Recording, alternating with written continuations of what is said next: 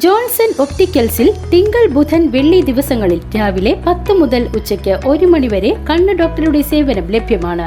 എല്ലാ ബ്രാൻഡഡ് ഫ്രെയിമുകളും ഇവിടെ ലഭ്യമാണ്. കൂടാതെ ഡോക്ടർമാർ നിർദ്ദേശിക്കുന്ന എല്ലാത്തരം കണ്ണടകളും ജോൺസൺ ഒപ്റ്റിക്കൽസിൽ നിന്നും ലഭിക്കുന്നു. ജോൺസൺ കണ്ണട വ്യാപാരം ഡിവൈൻ ആശുപത്രിക്ക് എതിർവശം വടക്കാഞ്ചേരി. എരുമപ്പെട്ടി ഗവൺമെന്റ് LP സ്കൂളിലെ ഭക്ഷ്യവിഷബാധ കിണർ വെള്ളത്തിന്റെ പരിശോധനാ ഫലം പുറത്തുവന്നു. കോളിഫോം ബാക്ടീരിയയുടെയും ഇക്കോളിന്റെയും സാന്നിധ്യം കുടിവെള്ളത്തിൽ കണ്ടെത്തിയതായി ആരോഗ്യവകുപ്പ്.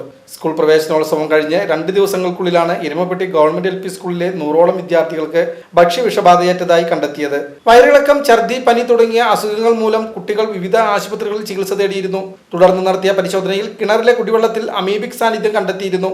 പിന്നീട് വിദഗ്ധ സംഘമെത്തി വെള്ളത്തിന്റെ സാമ്പിൾ എടുത്ത് തൃശൂർ കിഴക്കുംപാട്ടുകരയിലുള്ള വാട്ടർ അതോറിറ്റി ലാബിൽ നടത്തിയ 15 ദിവസത്തെ വിശദമായ പരിശോധനയിലാണ് കോളിഫോം ബാക്ടീരിയയുടെയും ഇക്കോളിന്റെയും സാന്നിധ്യം കണ്ടെത്തിയത്.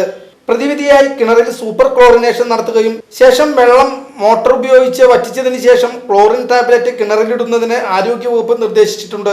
കുട്ടികൾക്കുണ്ടായ ആരോഗ്യ പ്രശ്നത്തെ തുടർന്ന് സ്കൂളിൽ ഇതുവരെയും ഭക്ഷണം പാചകം ചെയ്ത് നൽകുകയോ കുടിവെള്ളം കുട്ടികൾ ഉപയോഗിക്കുകയോ ചെയ്തിട്ടില്ലെന്ന് പ്രധാനാധ്യാപിക KA സുജിനി അറിയിച്ചു. ആകെയുള്ള 512 കുട്ടികളിൽ 350ലധികം വിദ്യാർത്ഥികൾ ഓരോ ദിവസവും ഈ ആഴ്ച പഠനത്തിനായി എത്തിയിട്ടുണ്ടെന്നും 2 പേർ ഇപ്പോഴും ആശുപത്രിയിൽ ചികിത്സയിൽ കഴിയുന്നുണ്ടെന്നും പ്രധാനാധ്യാപിക അറിയിച്ചു. News bureau, Erumapetty.